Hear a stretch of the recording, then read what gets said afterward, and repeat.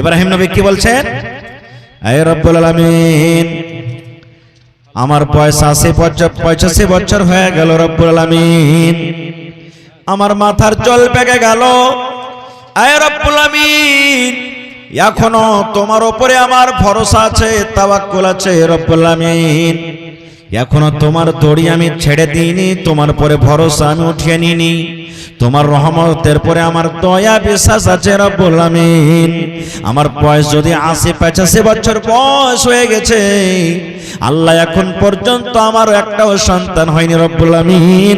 তুমি আমাকে একটা সন্তান দান করো। কেমন সন্তান দান করো? আল্লাহ যেন আমার সন্তানটা নেককার হয়, আমার সন্তান যেন দিনদার হয়, আমার সন্তান যেন আল্লাহওয়ালা হয়। আল্লাহর কাছে দোয়া করছেন, আল্লাহ তুমি এমনই আমাকে সন্তান দাও যেটা নেককার দিনদার হয়। আজকে আমরা দোয়া করব কি 10 বছর 15 বছর হয়ে গেল, কত ওঝা কত গুণী কত কি করি, আর করার পরও তখন আল্লাহর কাছে দোয়া চাই। কত মা খালা কি দোয়া করবেন জানেন? হে রব্বুল আলামিন, 15 বছর বিয়ে হয়ে গেল, একটাও পর্যন্ত সন্তান হয়নি রব্বুল আলামিন।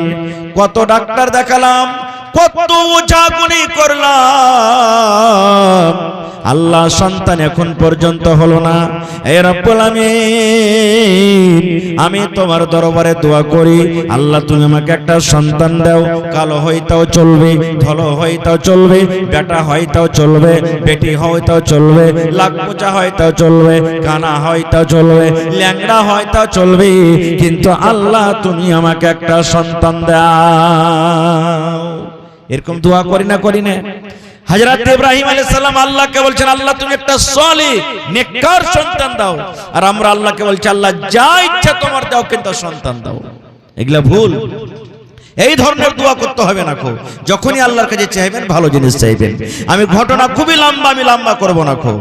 আল্লাহ তাআলা তাকে বলছেন, ফাবাশশারনাহু বিগুলামিন আলীম। আল্লাহ বলছেন, ইব্রাহিম তুমি আমার কাছে যখন দোয়া করেছো, আল্লাহ একটা নেককার সন্তান দাও, তোমাকে আমি একটা সন্তান দান করলাম। আর এই সন্তানই ছেলে তোমার একবারে চতুর চালাক হবে, হুঁশিয়ার ছেলে হবে। লম্বা ঘটনা, সন্তান দুনিয়াতে হলো, নাম ইসমাইল রাখা হলো। এবারে মেলায় ঘটনার পর আল্লাহ তাআলা কয়েক জায়গাতে পরীক্ষা করেছেন। এবারে আল্লাহ তাআলা আর একটা পরীক্ষা করছেন ইব্রাহিম নবীকে। বেটার বয়স মোটামুটি ধরেন 6 বছর 7 বছর 8 বছর, বাপের সাথে বেটা দৌড়াদৌড়ি করতে পারবে, হাঁটতে পারবে, এরকম বয়স। এরকম বয়স কত? মোটামুটি 5-6 বছর বয়স। এরকম বয়সে যখন হযরত ইসমাইল আলাইহিস সালাম পৌঁছে গেছেন, তখন হযরত ইব্রাহিমকে আল্লাহ তাআলা একদিন স্বপ্ন দেখাইছেন। স্বপ্নে দেখেছেন, দেখেন আমি স্বপ্ন দেখছি, আপনি স্বপ্ন দেখছেন, গরমাধানের ভূঁয়ে কাজ করছি, মাখনার ভূঁয়ে কাজ করছি, বিহার বাড়িতে আন্ধার শাখাচ্ছি, অমুক জায়গাতে চলে গেছি। আমার আপনার স্বপ্নের কোনো ভ্যালু নেই, কিন্তু আল্লাহ তাআলা যেটা নবীর একে স্বপ্ন দেখায়, এটা আল্লাহর পক্ষ থেকে ওয়াহী, এটাও আল্লাহর আদেশ। হযরত ইব্রাহিম আলাইহিস সালামকে আল্লাহ স্বপ্ন দেখেছেন। কি স্বপ্ন দেখেছেন? ইব্রাহিম 85 বছর বয়সে আমি আল্লাহ রাব্বুল আমিন যেটা তোমাকে সন্তান দান করেছি, এই তোমার এক কলেজার টুকরাকে তুমি আমার রাহে তুমি কুরবানি করে দাও। কত বড় পরীক্ষা জি ভাই। আজকে যদি মাদ্রাসাতে দেখেন, বা আজকে যদি আমার ছেলেকে আপনি মেরে দেন, আপনার ছেলেকে যদি আমি মেরে দিই, আমার ভাইকে যদি আপনি মেরে দেন, আপনার ভাইকে যদি আমি মেরে দিই, মার্ডার হয়ে যাবে, লড়াই ঝগড়া হয়ে যাবে, হবে না? হবে না? কিন্তু এই মুসলমান, আল্লাহ রাব্বুল আমিনের আদেশ, আল্লাহ স্বপ্নের মাধ্যমে হযরত ইব্রাহিম আলাইহিস সালামকে বলছেন, ইব্রাহিম যেটা তোমার কলেজার টুকরা, যাকে তুমি প্যার করো, ভালোবাসো, 85 বছর কান্দা কান্দা কান্দা কান্দা তুমি আমার কাছে সন্তানটা পেয়েছো, ওই সন্তানকে তুমি আমার রাহে জবাই করো, কুরবানি করে দাও। কেমন এটা আল্লাহর পরীক্ষা। হযরত ইব্রাহিম আলাইহিস সালাম ছুরি নিয়ে নিলেন, একাতে হাঁটতে লাগলেন। লম্বা ঘটনা, হাঁটতে হাঁটতে কোথায় চলে গেলেন? হযরত ইসমাইল আলাইহিস সালামের কাছে চলে গেলেন।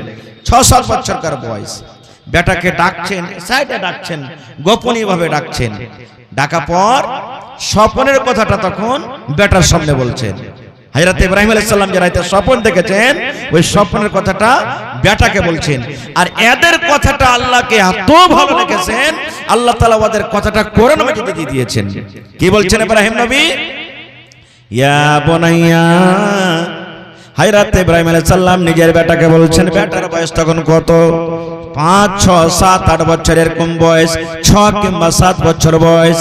বেটাকে বলছেন, ইয়া বুনাইয়া, এরে আমার কলেজার টুকরা, এই আমার সন্তান, ইন্নী আরা ফিল মানাম, আল্লাহ রাব্বুল আমিন স্বপ্ন আমাকে দেখালছেন, আমি স্বপ্নের মাধ্যমে দেখেছি, আন্নী আযবাহুকা, যেন তোমার গলাতে আমি ছুরি দিয়ে যেন তোমাকে আমি জবাই করেছি। আল্লাহ আমাকে স্বপ্নে দেখালছেন, ধনরি তোমার গলাতে আমাকে ছুরি দিয়ে জবাই করতে হবে, তোমাকে আল্লাহর রাহে কুরবানি হইতে হবে, এটা আল্লাহ রাব্বুল আমিনের আদেশ। ফানজুর মাজা তারা, এই আমার কলেজার টুকরা বেটা, এই আল্লাহর কথাটা তুমি মানবে কি মানবে না? আল্লাহর রাহে তুমি কুরবানি হবে কি হবে না? এই আমার নওজওয়ান বুড়া বুজুর্গ যত আছেন, মায়েরা খালারা, শুনেন ঘটনাটা। সুবহানাল্লাহ। বলছেন, বেটা আল্লাহ আদেশ করেছে, এটা কোনো মানুষের আদেশ নয়, আল্লাহর আদেশ, আল্লাহর হুকুম, আমি তোমাকে কুরবানি করছি। বেটা তুমি রাজি আছো? তুমি রাজি আছো বেটা? কুরবানি হবে কি? ওরে সুবহানাল্লাহ। তাই মানুষরা বলে, বাপ কা বেটা सरस का घोड़ा कुछ नहीं तो थोड़ा थोड़ा, নাকি? ওরে আল্লাহ, যেমনই হযরত ইব্রাহিম আলাইহিস সালাম বেটাকে বললেন, এবার বেটার তরফ থেকে জবাব কে আসছে দেখেন, ইয়া আবাতি ফাআল মা তুমার সাতাজদুনি ইনশাআল্লাহু মিনাস সাবিরিন। হযরত ইসমাঈল আলাইহিস সালাম যখন আব্বার কথাটা শুনলেন, শোনার পরে এবার আব্বাকে বলছেন, ইয়া আবাতি ফাআল মা তুমার, ও আমার আব্বা জান, ও আমার বাবা জান, আল্লাহ রাব্বুল আমিন যা আপনাকে আদেশ করেছে তাই করেন। আল্লাহর যদি আদেশ হয়, আল্লাহ যদি আপনাকে হুকুম করেছেন আমার গলাতে ছুরি দিয়ে জবাই করতে হবে, আব্বা গো আমি আপনার কলেজার টুকরা, আমি হাজির আছি, আমার গলা হাজির আছে, আমার গারদান হাজির আছে, আপনি আমাকে কোথায় নিয়ে যাবেন আমাকে কুরবানি করার জন্য, আমি তৈয়ার আছি, চলেন চলেন আপনি আমাকে কুরবানি করেন। এবার কথাটা বলার পর হযরত ইসমাঈল আলাইহিস সালাম কে বলছেন দেখেন, সাতাজদুনি ইনশাআল্লাহু মিনাস সাবিরিন। এই আমার আব্বা জান, আপনি যখন আমার গলাতে ছুরি দিবেন, আমি আপনার ছুরির তলা থেকে পালিয়ে যাব না, হাত পা আমি মারামারি করব না, ধড়ফড় করব না, আমি ছটফট করব না, আব্বা গো আপনি আমার গলাতে ছুরি দিয়ে আপনি আমাকে জবাই করে দেন, ইনশাআল্লাহ তাআলা আপনি আমাকে সবরকারে পাবেন, আপনি আমাকে ধৈর্যশীল পাবেন। নারে তাকবীর। লম্বা ঘটনা। এবারে বাপ বেটা যখন কথাবার্তাতে সব ফাইনাল হয়ে গেল, আল্লাহ তাআলা তারপরে কি বলছেন, ফালাম্মা আসলামা ওয়া তাল্লাহু লিল জাবিন। বাপ বেটা রাজি হয়ে গেল, বাপ কুরবানি করার জন্য রাজি, আর বেটা কুরবানি হওয়ার জন্য রাজি। আল্লাহ বলছেন, ফালাম্মা আসলামা, বাপ বেটা যখন রাজি হয়ে গেল কুরবানি করার জন্য বা হওয়ার জন্য, ওয়া তাল্লাহু লিল জাবিন, এবং ইসমাঈলকে মুখের ভরে শুতিয়ে দিলেন, এবারে কুরবানি করতে যাবে। ওরে আল্লাহ, এই মুসলমান, আল্লাহর যত ফেরেশতারা আছেন সমস্ত ফেরেশতারা দেখছেন হযরত ইব্রাহিম এবং ইসমাঈল নবীর দিকে। ওরে আল্লাহ, তোমার কেমন পরীক্ষা, এই আল্লাহ তোমার কেমন ইমতিহান, আল্লাহ তোমার কেমন ইমান, আল্লাহ তোমার কেমন আজমাইশ, আল্লাহ তোমার কেমন আদেশ। আজকে পৃথিবীতে দুনিয়ার বুকে একটা বাপ নিজের কলেজার টুকরা সন্তানের গলাতে ছুরি দিয়ে দিবে, একটা বাপ নিজের কলেজার টুকরা সন্তানের গলাতে জবাই করবে ছুরি দিয়ে। ওরে আল্লাহ, পাখালে কীট পতঙ্গ যত আছে সব হাই হাই করছে, আল্লাহ রে কি তোমার হুকুম, কি তোমার আদেশ। আয় আমার মুসলমান ভাইরা, আল্লাহ রাব্বুল আমিনের উদ্দেশ্য বেটাকে কোরবানি করার জন্য নয়, বেটাকে কোরবানি করতে হবে নয়।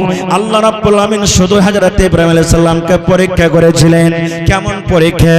আল্লাহর উদ্দেশ্য এটাই, ইব্রাহিম রে তুমি 80-85 বছর বয়সে একটা সন্তান পেয়েছো রে ইব্রাহিম, ওই সন্তানকে তুমি বেশি ভালোবাসো কি আমি আল্লাহ আমাকে তুমি বেশি ভালোবাসো? এবার আল্লাহ রাব্বুল আমিন যখন দেখলেন আহারে আমার হুকুমে পাগল হয়ে গেছি, আমার হুকুমের পরে একবারে তৈয়ার হয়ে গেছি, এখন জবাই করে দিবে, একবারে জবাই হয়ে যাবে। আল্লাহ তাআলা জিবরিল ফেরেশতাকে ডাকতে বলছেন, জিবরিল তাড়াতাড়ি করে তুমি জান্নাতের ভেতর থেকে তুমি একটা দুম্বা নিয়ে চলে যাও, আর আমার নবী ইব্রাহিমের ছুরির তলাতে তুমি দুম্বাকে রাখবে এবং তার ছুরির তলা থেকে ইসমাইলকে তুমি টেনে নেবে। বলার উদ্দেশ্য আমার, কথা বেশি লম্বা করব না। আজকে যে আমরা কুরবানি করি, কি করি? আমার 50,000 টাকা দামের কুরবানি, 60,000 টাকা দামের কুরবানি, 20,000 টাকাতে খাসি কিনেছি। কত মানুষ তো এটা কথা বলে, 5টা ছেলে পিলে কুরবানি না দিব তো কার দুয়ারে তাকিয়ে বেড়াবে। কত ভাই তো বলে আবে গ্রাম ফার্স্ট, আমাকে কুরবানির খালি তেল চুইছে, বলে কি বলে না? এই মুসলমান, আপনারা আমার কুরবানি যত টাকার হোক না কেন, হযরত ইসমাঈল আলাইহিস সালাম থেকে বেশি দামি হইতে পারে না। পারে? জোরে বলেন পারে কি? আল্লাহ রাব্বুল আমিন নিজে বলেন, দুনিয়ার মানুষ লা ইয়ানালাল্লাহু লুহুমুহা ওয়ালা দিমাউহা ওয়ালাকিন ইয়ানালুহুত তাকওয়া মিনকুম।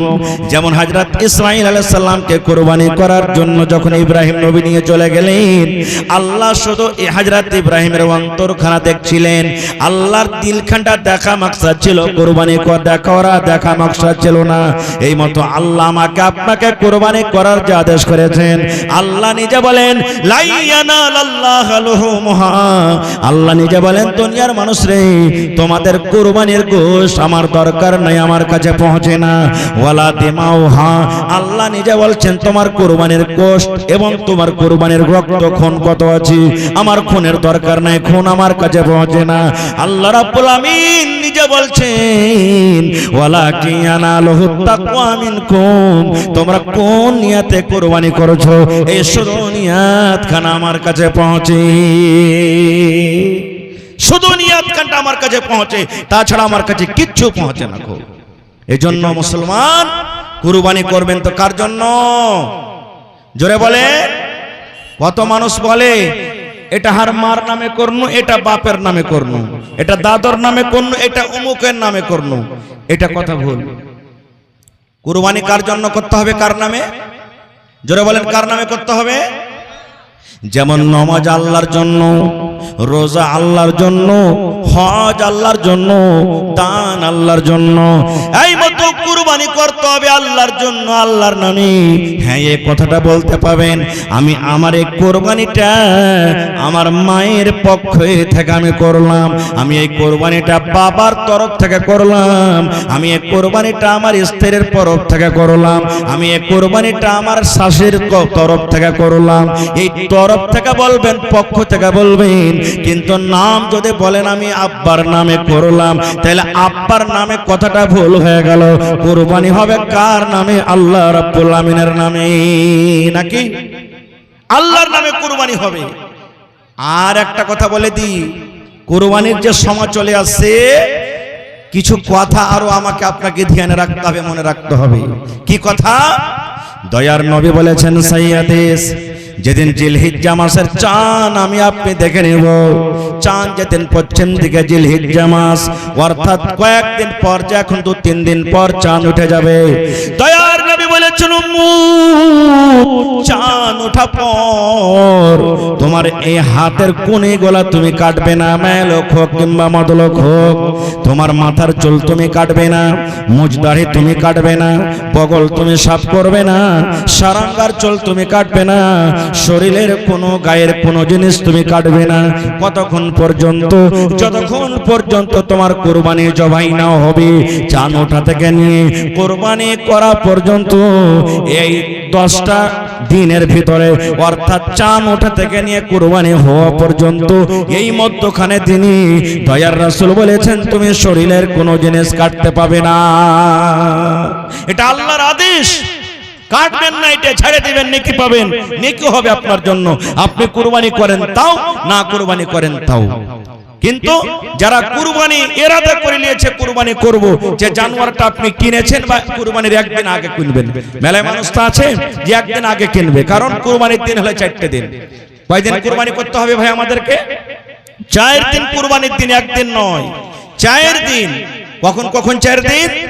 দয়ার রাসূল বলেছেন, আল্লাহ তাআলা নিজে বলেন কুরবানির দিন হলো 4টা। চাঁদের 10 তারিখে কুরবানির দিন।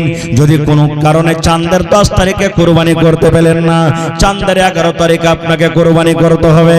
যদি 11 তারিখে কুরবানি না হলো, চাঁদের 12 তারিখে আপনি কুরবানি করতে পাবেন। যদি চাঁদের 12 তারিখে আপনার কুরবানি না হলো, তাহলে চাঁদের 13 তারিখ অর্থাৎ বকরিদের দিন, এবং তারপরে আরো 3 দিন, গোটা গোটা 4 দিন আল্লাহ রাব্বুল আলামিন কুরবানির দিন করেছে।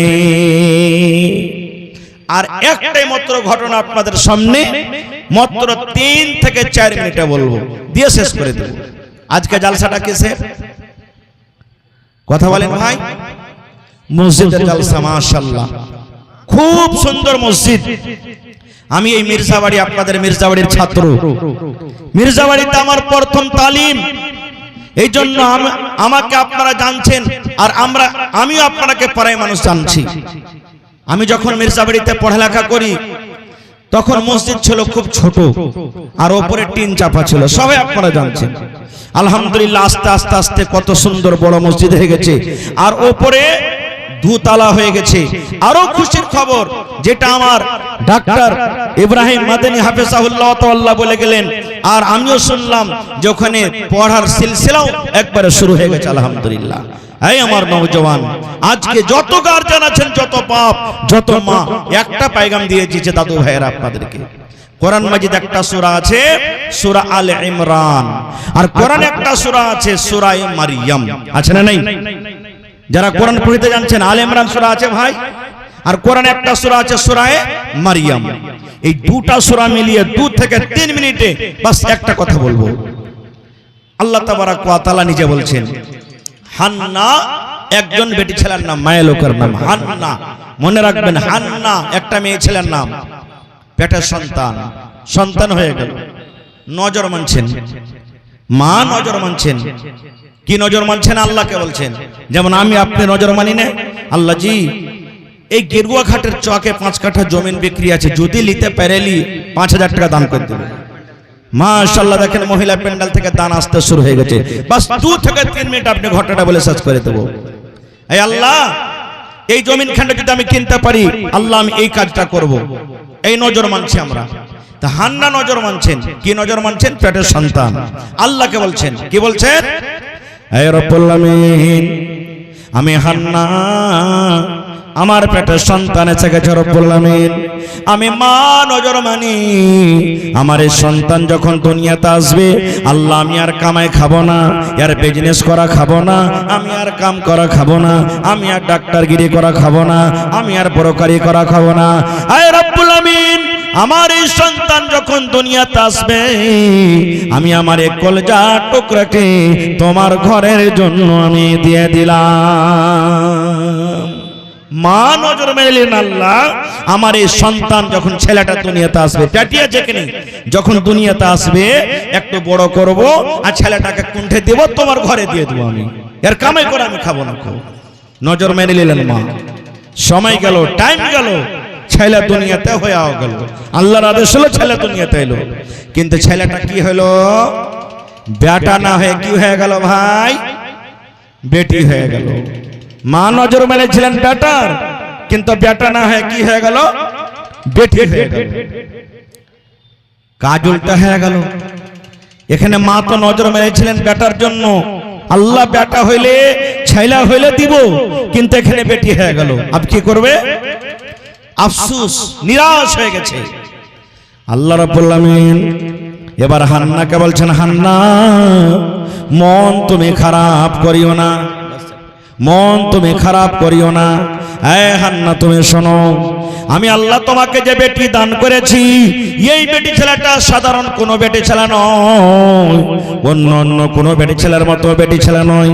এর ফজিলত, এর গুণ, এর মান সম্মান আমি আল্লাহ আলাদা করেছি। আল্লাহ নিজে বলছেন, হান্না এই তোমার পেটের নাম তুমি রাখো মারিয়াম। আল্লাহ কি বলছেন? হে হান্না, তোমার বেটির নাম তুমি মারিয়াম রাখো, আর তোমার এই কলেজের টুকরা বেটিকে তুমি কোথায় নিয়ে যাও? তুমি যে নজর মেনেছিলে, নজর হিসাবে তুমি তাকে মসজিদে দিয়ে দাও।